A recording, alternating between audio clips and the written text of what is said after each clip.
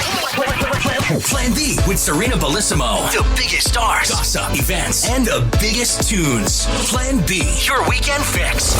Spin 1038. Ryan Coogler, so thrilled to have you on the show today. Oh, thank you. Thrilled to be here. Thank you for making Rocky, for bringing him back, and you did such an amazing job. Why does the Rocky franchise mean so much to you? It's from my relationship with my father. He was a big Rocky fan. He used to watch the movies with his mom, who passed away from breast cancer when he was really young. And then he kind of carried that tradition on with me and my two younger brothers. And the movies kind of had an effect on my dad, who was kind of a tough guy, and the movies would still make him cry. So I kind of thought they had this magical quality to him, to be able to make my tough guy old man cry. So the movies, they became symbolic of our relationship. Ryan, a lot of people feel the same way your dad does about these movies. So right. Why did you go, you know what, I'm going to be the one to carry on the legacy. I'm going to move this story forward. It wasn't that, to run it back. I went to film school, you know what I'm saying? Yeah. So when I went to grad school, and when I was finishing up grad school, my dad got really sick. He developed a neuromuscular condition where his brain wasn't communicating with the skeletal muscles properly, so they started to atrophy. Yeah. And he was losing the ability to use his muscles, and therefore, become paralyzed. And they didn't know how to stop it or what was going on. They were giving him these crazy diagnoses of these really horrible diseases. So when I was going through the trauma of that, and the trauma of seeing, my father, unable to walk properly, and having to spend nights and nights in the hospital with not much information, basically having to take on a role of caretaker for my dad, who took care of me for so long.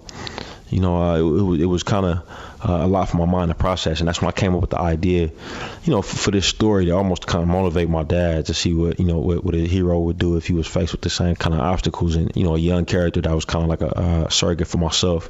And it was a story for my dad, making a story about me and my dad for my dad as motivation, or to cheer him up, before he passed away or whatever, and that was what it was. It wasn't like, hey, I'm gonna carry on a Rocky legacy. Yeah. It was really just like, I'm gonna make this movie for my dad. And you know what, Ryan, that comes across, and I think that's why you have made such a beautiful movie, because you dared to be personal with it. Do you remember the very first conversation you had with Sylvester Stallone? Because he thought he'd rested this character. Rocky was done. Yeah, I remember the first conversation. I remember I came in, he said, "What's up?" We talked. He sat down. He listened to my pitch. My pitch was long. It probably took 10 minutes or something like that. Yeah. And then he said, I remember him saying, "Wow, that's kind of sad." And then we started talking, and he kind of was telling me a little bit about how he wrote Rocky, and how he's really surprised that the character lived on so much. And when we started talking about boxing, he asked if I was a boxing fan. He started telling me stories, about his interactions with different boxers and stuff like that. And while we were talking, I realized that he was a really good actor. I kind of got that feeling from him that he was a great actor. But that was it. You actually must be thrilled to see that he's getting recognised for his work finally, and that is a reflection on you. And so a lot of people have been upset with his Golden Globes Awards speech, including Samuel L. Jackson. Sly actually tweeted about it today. What did Sly tweet? Sly said, Samuel Jackson is upset that I foolishly forgot to mention the brilliant Ryan Coogler and MB Jordan. He is right. I owe them everything. How do you feel about that? Oh, wow. Yeah, that's intense. Yeah, so what happened at the Globes was, Sly did his thing, and then he realized that he had forgot to mention, me, Mike, and Tessa, so he stopped the music. He literally stopped the band from playing the music, and he went on and on about us very generously. But for whatever reason, that didn't get televised. So whoever was watching the Golden Globes at home, it looked like he didn't say anything about working with us. If that were the case, it was just understandable, for people to maybe be a little upset. But yeah. To be honest, man, if anybody knows anything about Sly and his relationship with me, with Michael, with Tessa, he's very kind towards us, man, and very effusive in his feelings towards us. So, he's so kind and generous towards us, man. Right after the Golden Globes, man, he flew me and Mike out on his jet. We were it was literally me, him, Mike on a jet. You know what I mean? And him just telling us crazy war stories, and he constantly checks in on us, man. It's like family with him, man. So hopefully we could get the narrative out there, man. It's Sly's 69 years old, man.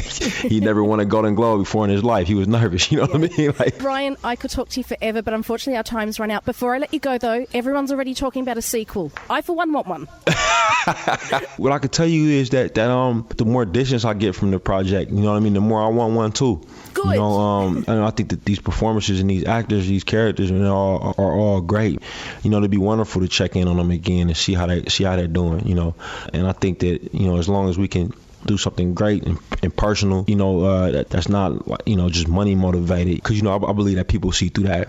You know what I mean? So if it's something that's put down something genuine again, that's meaningful and worthy of people's time, man, why not? Well, Ryan, in the meantime, I'm going to be watching Creed over and over and over again, and I'm going to start this. I'm going to end it as I started it. Thank you so much for bringing it back. Thank you for your kind words. It was fun talking with you. Okay. Plan B with Sarina Bellissimo. Your weekend fix.